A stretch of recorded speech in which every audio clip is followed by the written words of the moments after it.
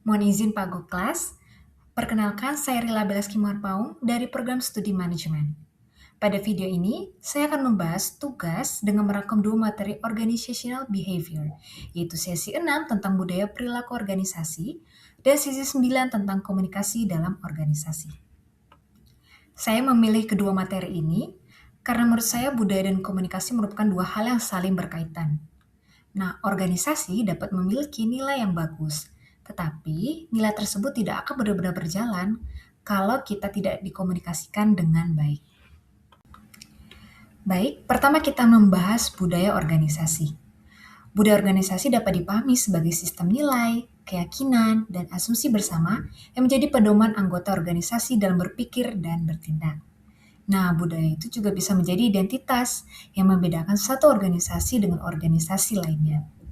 Dalam materi, itu dijelaskan bahwa budaya organisasi itu berfungsi menciptakan jati diri, mempererat hubungan antar anggota, meningkatkan komitmen, menjaga kestabilan sosial, dan juga bisa mengarahkan perilaku antar anggota. Namun, menurut saya budaya organisasi itu tidak boleh berhenti sebagai slogan. Banyak organisasi yang memasang nilai seperti integritas, profesionalisme, pelayanan, dan kerjasama.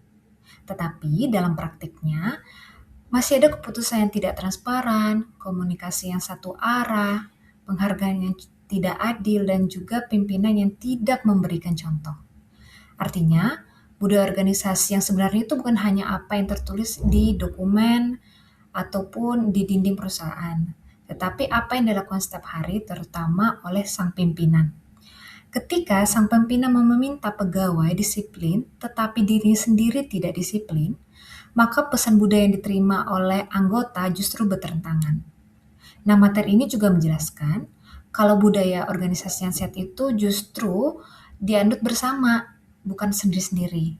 Karena akan mempengaruhi perilaku secara positif, bisa meningkatkan semangat kerja, memiliki koordinasi, dan juga mampu menghadapi tantangan internal maupun eksternal. Budaya yang positif juga lebih menekankan pengembangan kekuatan anggota dan penghargaan, bukan hanya hukuman. Selanjutnya adalah komunikasi dalam organisasi.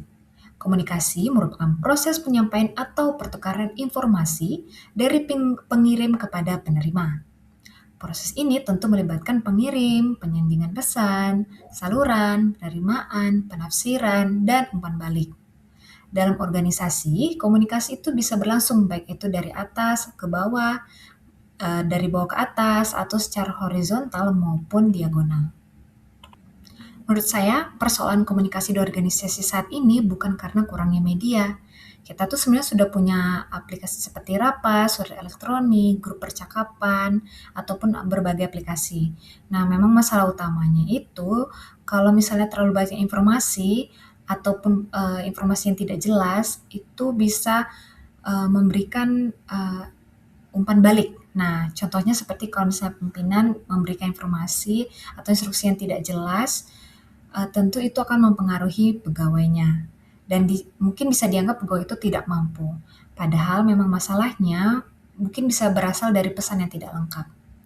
Materi menjelaskan beberapa hambatan komunikasi seperti penyaringan informasi, tekanan waktu, perbedaan bahasa, perbedaan kerangka berpikir. Nah, hal ini komunikasi efektif itu membutuhkan bahasa yang sederhana, waktu yang tepat, empati, dan kemampuan mendengarkan, serta adanya feedback.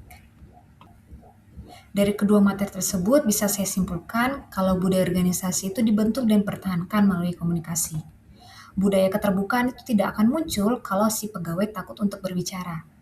Budaya kerjasama juga tidak akan tercipta kalau setiap bagian menyimpan informasi sendiri-sendiri. Jadi, organisasi yang sehat itu bukan hanya membutuhkan aturan, tetapi juga keteladanan pimpinan, komunikasi dua arah, serta ruang yang aman bagi para anggota untuk menyampaikan pendapatnya. Menurut saya, organisasi yang mampu mendengar anggotanya itu akan lebih mudah belajar, memperbaiki kesalahan, dan juga beradaptasi terhadap perubahan.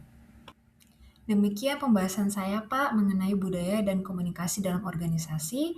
Saya Rila Belaski, pamit undur diri dan terima kasih.